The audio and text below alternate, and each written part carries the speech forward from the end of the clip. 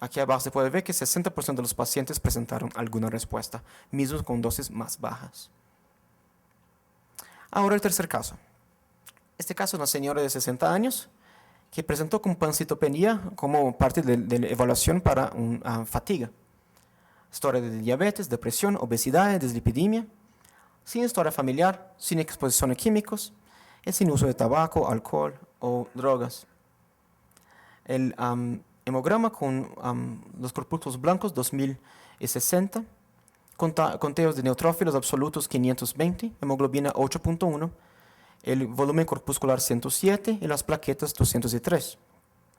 También panel metabólico normal, niveles de ácido fólico B12 normal, eritropoyetina un poquito más alta, 186, LDH un poquito alto para este laboratorio en 187 y sin ningún match sibling.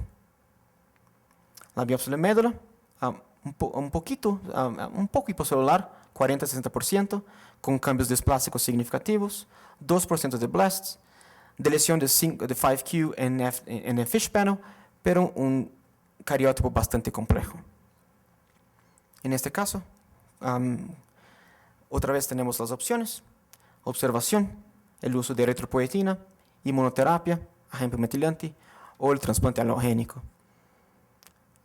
Ella presenta un riesgo más alto, lógicamente, tanto en IPSS como en WPSS o en IPSS Revised.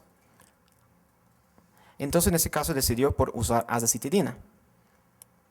Pero por cuestión de alto riesgo, ya se empezó una consulta para el trasplante al primer ciclo.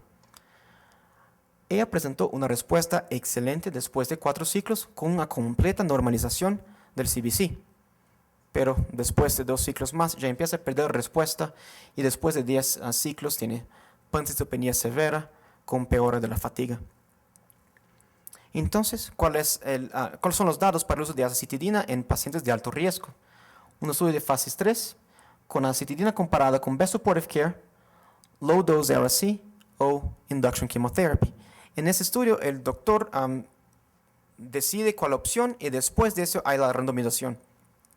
Entonces, fueron 220 pacientes que la decisión fue para best supportive care y mitad se trató con azacitidina y mitad con best supportive care. 90 pacientes tratados con low dose cytarabine y otros 40 pacientes con terapia de inducción. Al comparar azacitidina con best supportive care o con low dose cytarabine, hay un beneficio claro tanto en la supervivencia global como en el riesgo de transformación a leucemia aguda. En pacientes con terapia intensiva no hay un p-value significativo, pero se ve que los números se parecen un poquito mejores, o al menos igual, pero con una toxicidad más baja. En general, al comparar azacitidina con el otro brazo, hay un beneficio claro en supervivencia con azacitidina. En el momento que ella presentó bajo significativo de los conteos, se repitió la biopsia de la médula. En este momento presentaba refractory anemia with excess blast type 2. El Next Generation Sequencing no presentó ninguna mutación, pero el Gene Array presentó varias mutaciones con copy losses y copy gains en algunos cromosomos. El fish panel otra vez con deleción 5q. El cariótipo bastante complejo. Entonces, ¿cuáles son los outcomes de los pacientes que tienen fallo de azacitidina después, el outcome después del fallo de azacitidina? Desafortunadamente es muy pobre. Se puede ver que la supervivencia es de prácticamente mediana de 6 meses. En este caso se decidió por intentar adicionar lenalidomida a la azacitidina. La cuestión fue la presencia de lesión 5q en todos sus cariótipos. Se intentó utilizar la azacitidina, la combinación con lenalidomida hecha en el estudio también de NIH. En ese estudio se usó azacitidina por 5 días y después la lenalidomida por 2 semanas, pero no en combinación, no los dos juntos.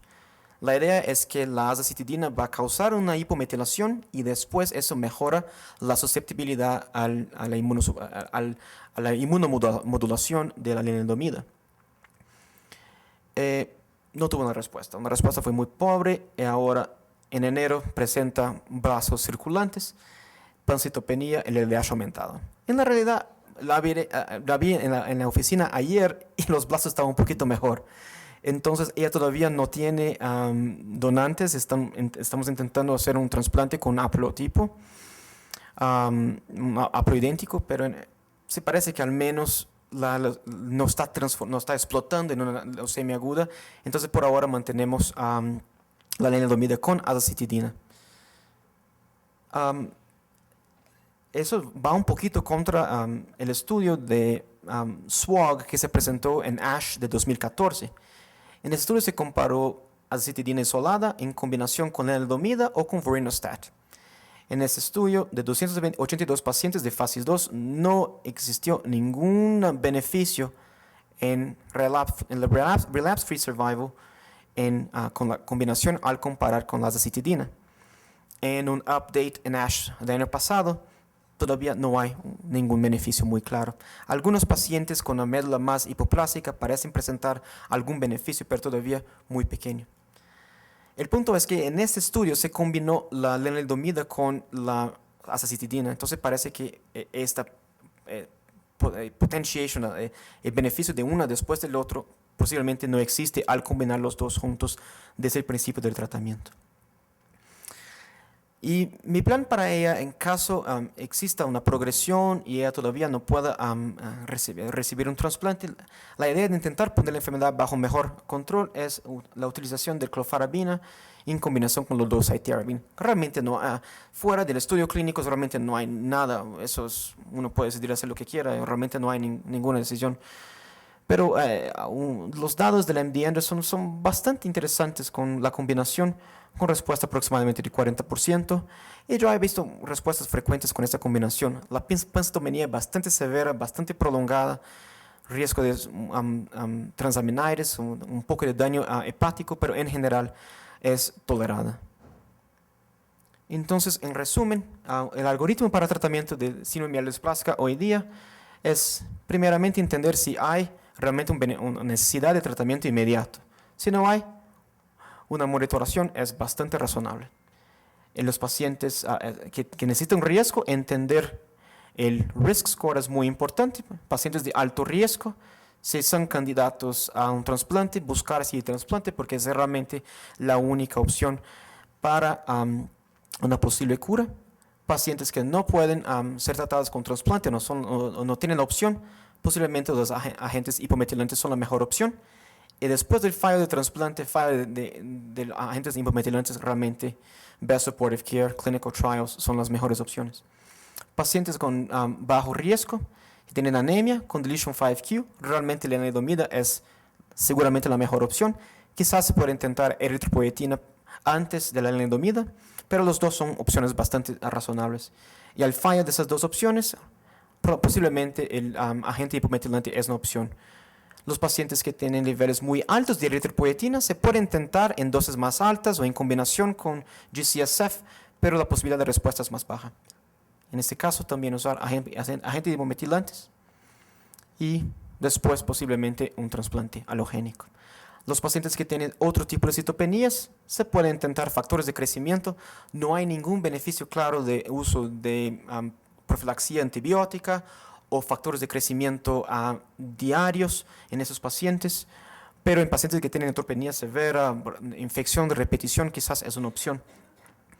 Y en ASH, ahora el año pasado, tuve dos papers muy importantes del uso de Outrumbopag o Promacta para el tratamiento de los pacientes con trombocitopenia en MDS de bajo y alto riesgo. Existía una preocupación anterior de una subida de los niveles de los blastos con Outrumbopag, pero sí parece, al menos en esos dos estudios, fue muy aceptable con respuestas muy importantes. Y creo que eso es todo. Muchas gracias por su atención. Continuando con el programa, ahora tengo el honor de presentar al doctor Jorge Castillo. Él pertenece a la División de Hematología del Dana-Farber Cancer Institute en Boston. Él es, entendido que es mexicano, él estudió en la Universidad Autónoma Metropolitana aquí en la Ciudad de México en el 96.